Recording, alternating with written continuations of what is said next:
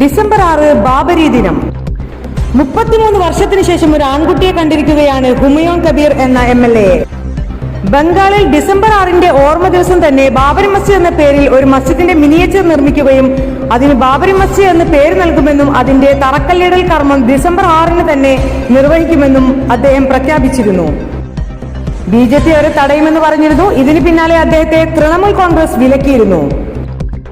പാർട്ടിയിൽ നിന്നുള്ള വിലക്കിന് പുല്ലുവില കൽപ്പിക്കാതെ അദ്ദേഹം മുന്നിട്ടിറങ്ങി മസ്ജിദിന്റെ ശിലാസ്ഥാപന കർമ്മം നിർവഹിച്ചു. ജമാൽ മംഗലശ്ശേരി, അവിടെ ഇപ്പോൾ എന്തെല്ലാമാണ് നടന്നുകൊണ്ടിരിക്കുന്നത്? ബാബരി മസ്ജിദ് മുറിവുണങ്ങാത്ത 33 വർഷങ്ങൾ. ബാബരി മസ്ജിദ് ദംശനത്തിന്റെ മരിക്കാത്ത ഓർമ്മകൾക്ക് 33 വർഷം തികയുന്നു. ഇന്ത്യയുടെ മതേതര ജനാധിപത്യ പാരമ്പര്യത്തിന്റെ മുഖത്തേറ്റ അടിയായിരുന്നു ബാബരി മസ്ജിദ് ദംശനം.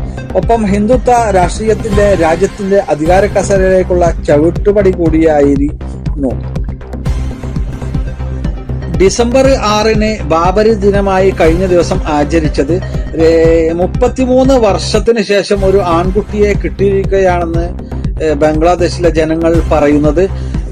എന്തായാലും ഹുമയൂൺ കബീർ എന്ന MLA ബംഗാളിൽ ഡിസംബർ 6 ഓർമ്മ ദിവസമായ അതേ ദിവസം തന്നെ ബാബരി മസ്ജിദ് എന്ന പേരിൽ ഒരു മിനിയേച്ചർ നിർമ്മിക്കുകയാണ്.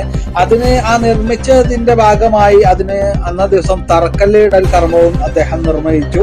ഈ തറക്കല്ലിടൽ കർമ്മം BJP സർക്കാർ തടയുമെന്ന് പറഞ്ഞിരുന്നു.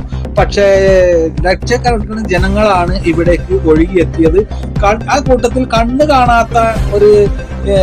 കാണാത്തവരും വികലാംഗരായവരും ആയിരക്കണക്കിന് ഇഷ്ടികകളുമായി പല വാഹനങ്ങളിലാണ് ഇവിടേക്ക് കടന്നുപോയത്. ഇത്രയും ജനങ്ങളെ ഇതുവരെ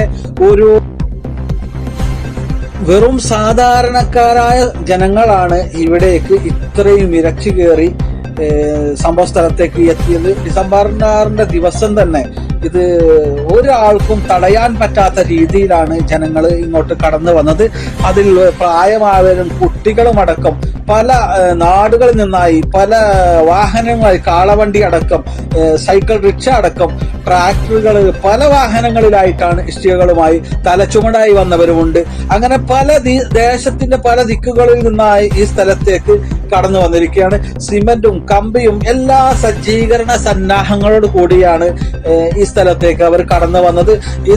ഇപ്പോഴും അവിടെ ആളുകൾ കൂടിയിരിക്കുന്നത് നമുക്ക് കാണാൻ സാധിക്കും. അദ്ദേഹം ഇതിന് മസ്ജിദ് നിർമ്മിക്കാനും ശിലാസ്ഥാപന കർമ്മം നിർവഹിക്കാനും വേണ്ടി മുന്നിട്ടിറങ്ങിയത്.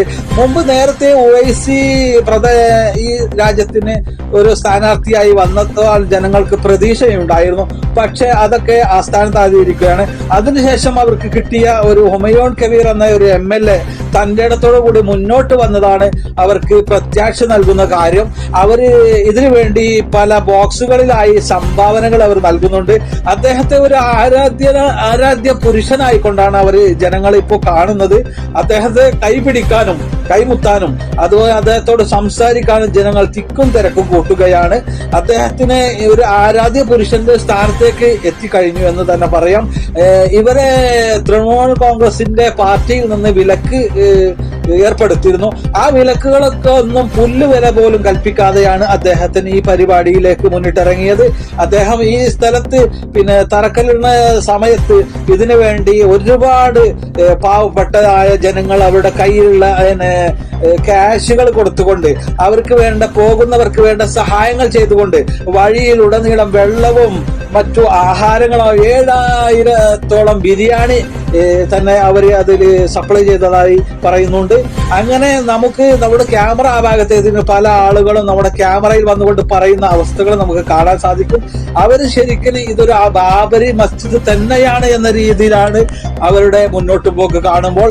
ഇത്രയും ജനങ്ങൾ ഇത് ആദ്യമായിട്ടാണ് ഒരു പരിപാടിയിൽ സംബന്ധിക്കുന്നത്.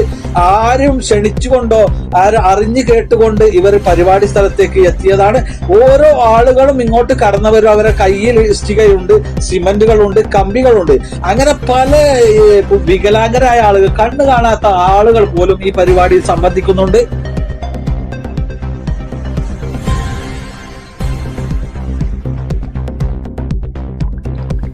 നന്ദി ജമാൽ, 71 ന്യൂസ് ബ്യൂറോ.